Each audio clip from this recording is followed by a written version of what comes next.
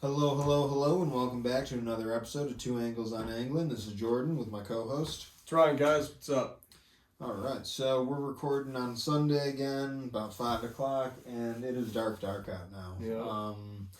Christmas lights, too. Yep, some Christmas lights. Pretty much all the leaves are off the trees. Is it like this celebration of Christmas before Thanksgiving thing has been pissing me off for a while now, man? Like, I just don't understand why, like, because when I was a kid in the 80s, there was definitely like a festive build-up to Thanksgiving. You know, and Thanksgiving just seemed like maybe it was a bigger holiday or something then. We didn't transition to Christmas until like after Black Friday. Like that was the significance of Black Friday. Now there's like Black Friday months, which is like just a weird. It's like not like you just open that. Anyway, man. Yeah. Sorry, dude. It's all good. What else was I gonna say? Well, bird front. Saw a downy woodpecker this week, pileated woodpecker. Where'd you see the pileateds?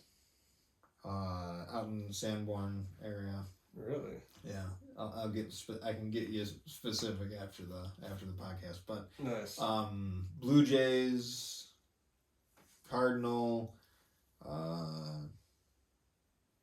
What's that? Tufted titmouse or then juncos, crow. The juncos and then are I like, saw. Oh yeah. They're the one they. It's weird, like, so those birds will show up here in the spring briefly and then they disappear. Like, they go into, I think, heavily wooded areas. Because one year when I was in the Adirondacks over the 4th of July, there were lots and lots of them around in the woods there, like in the mountains. But they're not really here in the summertime. And I always assume that they just don't like being around lots of human activity or something. I don't know. Or maybe they just prefer nesting in trees in remote areas before, getting involved in humans. Because this is when they've been around for about a month now. But they're a sign that you're into the fall when you start seeing those guys around. They're cool. I like the pattern. Yeah, they're cool little birds. They have a distinct chirping call too. Yeah. Like waterfowl front, I haven't seen anything. Like I've seen a lot of mallards lately. That's about it. Like bird wise, I've seen lots of mergansers, commons, and some hoodeds. And then, Bonaparte gulls and little gulls have been around for a while. Lots and lots of those, though. Like, the dams are churning up either alewives or shad coming out of the turbines. So those gulls are going nuts down there. Yeah, I saw that'll tie in as well to my report from the week. But yeah, that's the only, I haven't seen any other. I saw that Cooper's hawk earlier this week or end of last week. I think it was earlier this week. Yeah, I haven't seen raptors late. It's been fairly windy, I guess, too, but I haven't really seen raptors around, like no red tails in quite a while. Yeah, I'm not sure there, but I guess usually as it cools off more and we get more stable, like in the winter, you start seeing a lot of the red tails out more and, the epic bald eagles. All right, so we got air. Okay, I'm going to cover land with a few observations, and then I'll go over my fishing report from the week. So, I have not hunted this year. Second year in a row, and I have seen more deer walking around my neighborhood than I have ever in the woods. I went on a walk earlier this week, and it was probably around now, dark out, and I'm just walking. All of a sudden, I kind of notice some movement. I look up over to my left, and there's this like nice 8-point just like walking. I'm like, what? I sent you the video that day of that. Yeah, and I'm like, it's walking across the street like towards me, and I'm like, all all right, I guess I'll start backing away here. He does, like, what is going on right now? So I started backing away, I filmed it, and then walked away. I'm like, okay, he hopped into someone's backyard. I'm like, wow. Then I was driving home, like, a few nights later, and I see this absolute just monster buck, like, walking through, and I'm like, oh my gosh. So I get up right next to him, roll down my window, and, like, get a nice picture of him, and I'm like, dude, like, how? Just walking through the neighborhood, and then yet again on another walk, saw another little basket, like 6, and it's like, it's just baffling to me. It really is. Like, on the prowl, trying to get laid. Or already have. Well, yeah, I understand that aspect of it, I guess. Yeah, but it's just like, mindless, you know? Yeah, we're in like this residential neighborhood, and there's just, and to boot, like, I guess we had, like, there's that section on 2 Mile Creek going, and then that other section by that business park there. Yeah. So I guess that probably harbors a lot of the deer, and they drift in this way. But still, it's not like we are immediately by like a heavy chunk of woods. No, dude, like, they right live here, here, man. Yeah. Like, dude, the lot between my house and Kohler, so Elmwood Park West and Kohler, is about an acre, right, between the two backyards. We have this little tiny backyard. They have a fairly big backyard. Mm-hmm. And that whole kind of zone, deer bed down in there and just live there. And they wake up and they graze in the backyard because they're just long pastures for them with grass and like different weeds and shit, whatever. And they just live back there until they get bored and then they leave. You know, like, they just cruise around where they can find places and don't care about humans. Like, I can't tell you how many times when I used to run, which I'm not a fan of running anymore, like, won't do it. And we can talk about that some other time. Jordan and I just had a deep conversation about it. But when I used to jog that route, like down here and then down 2 Mile Creek Road on the bike path and then back up River Road to the house, I would always see deer in that 2 mile, like that Veterans Park zone. And they would just be hanging out there and like they wouldn't even be spooked by me. And I would stop and I'd start yelling at them. I'd be like, what are you guys doing? Like, you're supposed to be afraid of humans. Like, and then I would run at them and like bow up at them and spook them and scare them off. And then I would continue on my run. I would try to tackle one, you know, like yeah, dude, like, look, man, you need to fear us, dude. That's not right. But because, I don't know, man. I mean, I guess you could treat them like cattle, but it's just weird. It's just weird. Like, we should be allowed to harvest them because, like, why do they get like cattle? Yeah, dude. People have vegetables and stuff in their yards all over the place. They're nuisances, man. Just hanging around with humans. You know, like, we used to hunt them, so we should be able to hunt them. You should be able to there should be a draw. For the city of Tonawanda, there should be a draw. Any household, as long as you have a hunting license, everybody puts in. And it's bow only or crossbow. And there'll be places where you could not, it's probably just has to be bow. Yeah. Because crossbows still have a pretty max effective range. So strictly bow from an elevated position. Not ground level. And I don't see anything wrong with that. You could just sit up in your attic. Yeah, the first thing people would not want to see a dead deer in their backyard. That would be the first. But to me, that's also like, get real, this is life. Dude, I bet you a huge percentage, vote on it. Yeah. I mean, a huge percentage of the people around here would be 100% down. It just depends on how it's packaged. Like, strictly bow, and this is why, because it has zero risk in hitting somebody. Well, you know, anyway, because it is crazy. And I guarantee you, dude, they won their traffic hazards. And definitely. And like, if you dig into this, and I'm sure it's public, maybe it's not, whatever, but they do get culled by people who are paid to cull them. For sure. I have a story about that, actually. If I may tangent real quick. Yeah, go ahead. My former guy I went to school with and played football with, he was making deliveries to feel right. And we're talking the one day, like this summer, talking about hunting season, and yeah, got down this whole rabbit hole of like he gets contracted out through like the DEC, I believe, or whomever to, use silence to like night vision weapons to take out deer and stuff and manage populations. Like, absolutely nuts. Like it makes sense. It's gotta happen. It's gotta happen somehow. I don't exactly know what happens with the meat and everything after that. I'm hoping it all. Hopefully he gets to keep it. Yeah, I'm hoping it all gets eaten and everything. But given to homeless shelters. Yeah, something. Yeah. Oh, for sure. Yeah. But did you want to continue on your rant? Sorry. No, man. That's where we gotta go there. And then so let me go over my week of fishing. So I've had 3 days fishing, I would say on the water, but it was all from shore, so adjacent to the water.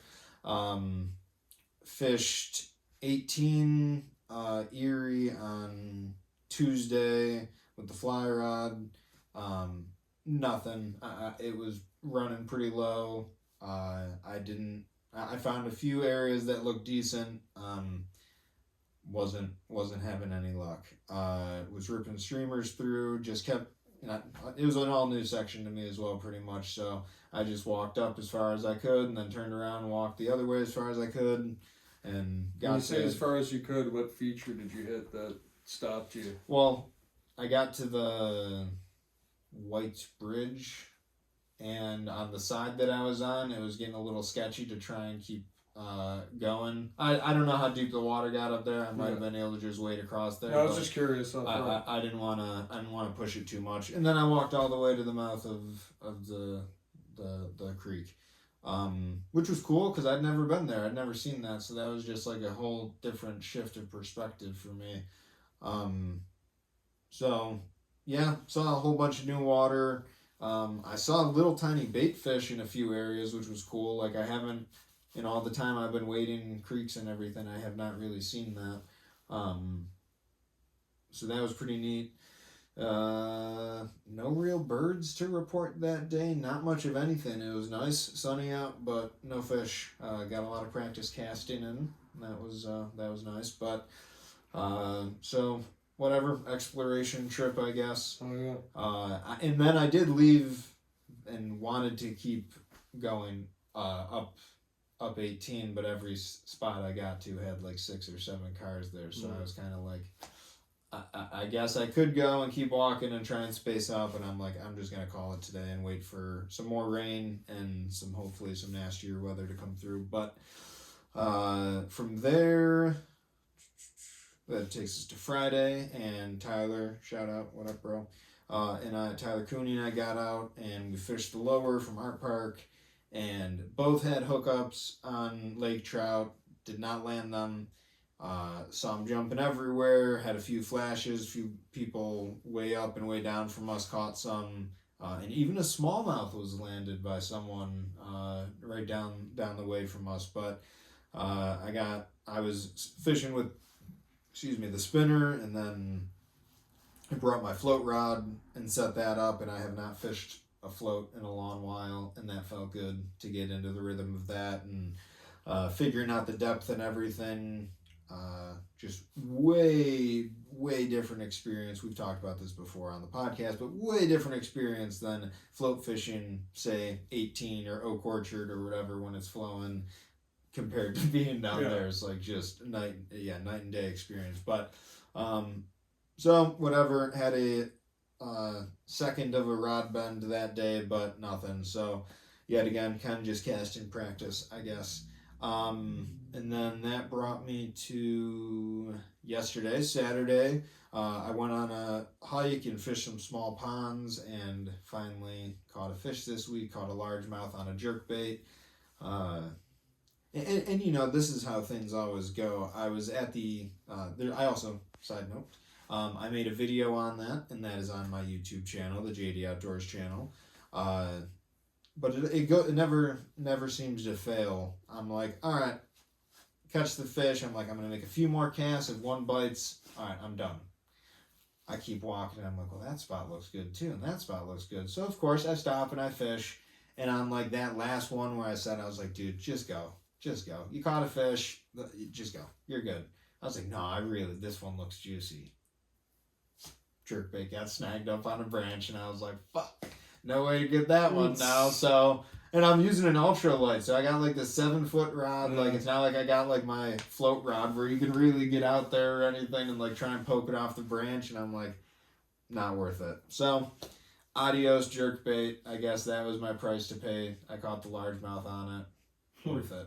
But, yeah, that's my fishing from the week. I guess, you know, I fished everything almost except from the boat. I fly fished, I float fished, gear fished, and ultralight fished. So that was nice getting a huge... I wish I could have been successful in all those endeavors, of course, but still learned something nonetheless. All right. Well, the week got... it was just... I mean, I fished every day. And it's worth just kind of breaking the days apart just so everybody can kind of understand how things progressed. Monday, if you recall last week, we had just had, we were going through a big wind event when we recorded. And the water got stained. It was a big northwest, like a huge northwest. The water got stained from it, picked up some color, and that northwest continued. Not as big, but it continued through Monday. So I had these guys come in from New Hampshire. They fished with me a bunch, and we went for it. We caught some, but it was painful. It was very painful. Tuesday, I had these clients that wanted, so the wind died down. So I had these clients that were willing to throw me a little bit of extra cash to try to do Erie and the lower in the same day. And I was like, dude, we can do whatever, man. We got the daylight for it. If you want to go for it, that's fine. So we went out in Erie, and it was it was big, not huge, but big. It was beginning to lay down though. From the winds the 2 days prior, for the winds that were going on the 2 days prior. So when we got out there, we still had some good movement. And I had brand new, two of the three guys were brand new anglers. So I had to teach the two guys even how to work a reel. The one guy caught a smallmouth immediately. Nice. And it was like reeling backwards. So I'd be like, nah, dude, like take your time. This is what you're going to do. Chill. We're going to get this fish in. We did. And then they had some issues finding bottom, but eventually when they got it, they hammered. Like we caught 3 fish over 6 pounds. We caught multiple 5s and a bunch of 4s, and that took us to about like the 11:30 mark, and the lake was starting to lay down at that point. We were the only people out there, by the way. So we raged in. Went to the lower. Lower was pretty brown, but not too brown. The one skilled guy, he caught everything down there. He caught multiple lake trout, caught steelhead and a crankbait, caught multiple walleyes on crankbaits, and the guys caught walleye on crankbait too. Nice. So that was an interesting day. Wednesday, I was down there again. Water had pretty good clarity by the end of the day on Tuesday. Everything had started flushed out really fast. Wednesday we had good clarity, and I had 3 guys that were, 2 of them were kind of new. The one, but they knew what they were doing. The one has fished with me a bunch before. He's pretty good, and those dudes hooked a lot of fish. They dropped there were just a stupid number of steelhead in there, and big ones. Like they were just going to town. Like there was just a stack of them in there, and we were throttling. And I'm like, there were really, really big ones, and they just kept dropping them because they were screaming. I'm like bullets jumping all over the place. It was just a pod of just megas. It was awesome. So we dropped a bunch, but we got a few in too, and caught Lakers, and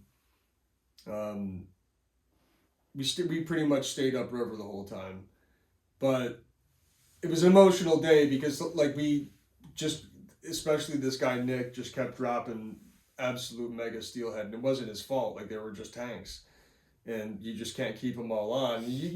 But his loss rate, you know, like if you have a 25% chance to lose a fish, or no, let's just say it's a 50-50 chance every time you flip a coin, well, you can still, like 4 or 5 times in a row, you could still get tails. You know, it's not going to always be like that. The chances of that start getting lower and lower the more, but he did lose a bunch. And the last fish, so we did one more drift out, like we were going to take off, and my buddy Mike was taking his boat out. I was like, all right, dude, let's just do one more.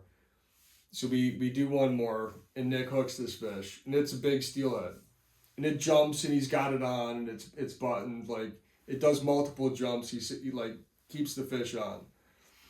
And dude, I've never seen this before, man. We had great water clarity, like 7-8 feet of visibility. I was looking at this fish down in the water, and it was just sitting there. Like it was just kind of trying to figure out what was going on. And it just freaked out. It jumped a bunch of times. And then it went down and just kind of sat and like hovered mid-water column. And it was almost like it stared at us. And then it did this freaking crazy spiral death roll and just shot the hook right out. Wow. It was like he was trying to figure out where exactly that thing was connected to his face and how he could manipulate the current to get that thing to pop out. You know, like he was just sitting there contemplating what to do. He had just tried to do a bunch of crazy shit and he's still connected, and it was almost as if he had just said, wait a minute, dude. All that freaking out was totally did not get me where I needed to go. Let me try something different. And he goes, it's like he knew that he was caught. There was something wrong. He could see the aliens looking down at him, and he just shot it, and it was gone. It was devastating. It was absolutely devastating. But at the same time, it was wild to watch it all go down. It was it was super. It was emotional. That's how I titled that day in my blog. It was emotional. Wow. But super fun day. Lots of stories to tell about it. You know, it was cool. Thursday, I'd have to scroll. Thursday was this photo. We got out and did a quick half-day trip, and finally we had weather good enough to go out into the bar, so we went out there and pulled plugs and just throttled Lakers. Like it was insane out there. It was a sick bar bite. Like I haven't had one like that in a long time. And that gorgeous male, like that is just a pristine genetics on that fish. Completely flawless creature. Like awesome animal. We caught a lot like that, but not colored like that. And Friday, Saturday, and today are what I would just call the collective circus. We had like all conditions were perfect except for today. Friday and Saturday especially, conditions you couldn't get any better. Like barely any wind to affect you. The water clarity was perfect. The weather was okay. Slight norths, but like nothing, too prohibitive. And so everybody was out, man. It was insane. It was disgusting. So it was stressful, fishing through that. But it's the weekend is done.